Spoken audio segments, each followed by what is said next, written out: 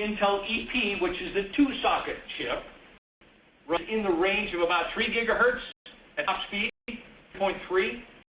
Looking at the new EX Nehalem with the 8 cores, right now their top clock is 2.27. Talking about being able to clock this at twice what Nehalem's doing, okay? I have to warn you, they're shipping boxes that they've clocked up to about 3 gigahertz with the EX, their ARC 910s. Be very cautious of that. Intel doesn't support that. The other cool thing is there's a chip on board the Power 7 that monitors power, monitors heat, monitors the performance of the chip continuously. Okay? There's a lot of cool stuff on here that the mainframe guys put on to monitor everything that's going on. But one of them is it monitors the temperature. If the temperature gets too high, if it starts getting really hot, if you're pounding the heck out of this and it starts getting really hot, the system will automatically throttle back the processors to cool it down. So you don't have a failure based on heat. The converse of that is, if it's not run very fast, not very heavily, and you're not using it all, the system will automatically clock it up by as much as 10%. It will actually overclock the processors by as much as 10% if you're using them. Okay. So you don't actually have to go to turbo mode to do this. Just let the thermal management device monitor it for you, and it will automatically turn it up for you. Okay? In an overclock situation, for instance, if the chip is only running at about 3.1 gigahertz, it will overclock to 3.3. If it's running at 3.5, which is one of the larger boxes, it'll actually overclock it to 4. So if you're not pounding away at your box, the system will automatically turn up the clock for you to get better performance. Pretty big stuff that goes on inside here. You won't see this from Intel for a long time. So as a result, the Power 7, now this is basically a small 2-socket, 16-core Power 7. You put 4 sockets in it and make it a 32-core in a 4U enclosure. The little Power 7 runs more than twice as fast as anything else in 4 sockets out on the market today because of those kinds of features. In fact, if you get up to the really big stuff, this is the 4-socket, go to 8-socket, go to 32 sockets, which is the Oracle Microsystems M9000. Okay. The thing has 128 cores and 32 sockets, and the 4-socket 32-core box Power 7 is almost as fast as the 128-core 9000. That's the top box that Fujitsu is shipping for Oracle right now. I'm not even saying the word Sun anymore. I'm trying to understand. Sun is gone. Okay? Virtualization. This is the cool part. This is where IBM really shines. The virtualization that's on the IBM box was designed by the same guy who designed VM on the mainframe 30 years ago. And they designed Prism, which is their hardware partitioning, on the mainframe 20 years ago. He came to Austin 10 years, 15 years ago and designed the hypervisor for this power box. So it works a lot like the mainframe. The beauty of that? The beauty of that is it's a little tiny piece of firmware. It's not an operating system, which is what VMware is. So what VMware will tell you, it's a down Linux operating system that runs on top of the hardware, and then it runs against the guest operating systems that go through that Linux operating system to get work done. Okay? That's vSphere. I'm saying, well, you're not talking about vSphere. No, I'm talking about vSphere. It's actually ESX 4.0. And the disadvantage of that type of a hypervisor is overhead.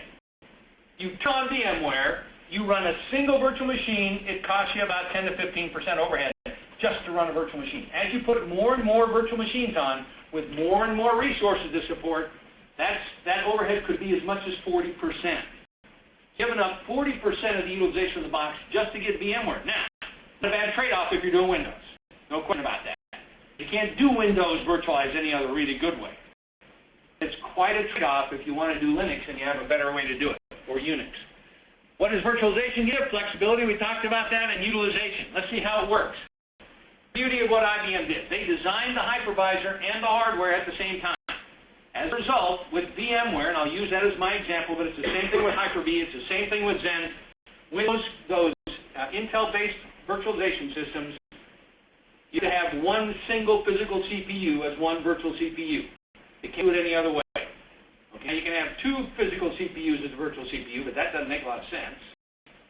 So it's single CPU based. With IBM's Power 7, we can slice a single CPU into 10 separate virtual partitions. So you can actually have a tenth of a CPU as a full virtual partition with a full operating system running on it. Okay. Now we don't recommend that be one of your choices. But see, we're discovering that 2/10 of a Power CPU is a lot for instance, a developer. We have a lot of developers we run on 2/10 of a CPU. Okay? A lot of UC guys that run on 2/10 of a CPU. The other cool thing is you can use a 1/10 CPU as heartbeat for clustering. And we do that a lot. The thing is you can have either dedicated CPUs, so you can say this partition is critical. This is my Sybase ASE partition. It needs 4 CPUs. Give it 4 CPUs. And you take all the rest of the CPUs in the box and you slice them and dice them and use them for other stuff like test, dev, QA, applications run against the Sybase, whatever else you want to run on that. Okay. So the advantage of being able to basically share the CPUs, we can now do the same thing with memory. I talked about, well, let me show you. So we slice and dice this up. We have production workloads, same box as test, dev, and QA. We can do this is because these partitions are NSA, National Security Agency, certified for the highest level of security that they have. So when your auditors come in and say, well, you can't run all that on the same box, actually you can't. It will pass an audit. Okay? The other beauty is that if I'm running this thing with production and test, dev, and QA, and all of a sudden my production spikes, and I need more performance, the cool thing about this technology is I can move these CPUs and memory around anywhere I need it. So if I got one partition that all of a sudden spikes, my production partition that spikes, and it's only running with 2 CPUs and it needs another half a CPU, I tell the system, this is my highest priority partition, go get a CPU from somebody else and put it on here. And do that. Move it around for you automatically based on workload, based on response time, based on throughput, whatever you want to base it on. Or you can get in the console and do it yourself. And the same thing with memory with Power 7 now. Okay? The other cool thing is, if you don't have enough CPUs, who do you think it goes and gets the CPUs from? These guys, right? The test and QA guys, it just goes and gets some of their CPUs and puts them in production. That spike might only last a couple hours for a batch job. Might last a day for end of month closing or end of year closing or whatever you need it for, right? So you just run for that period of time, and then when it's done, you give them back. Do you make the developers mad? Sure, but you know what? For that, right? Just don't take the day off.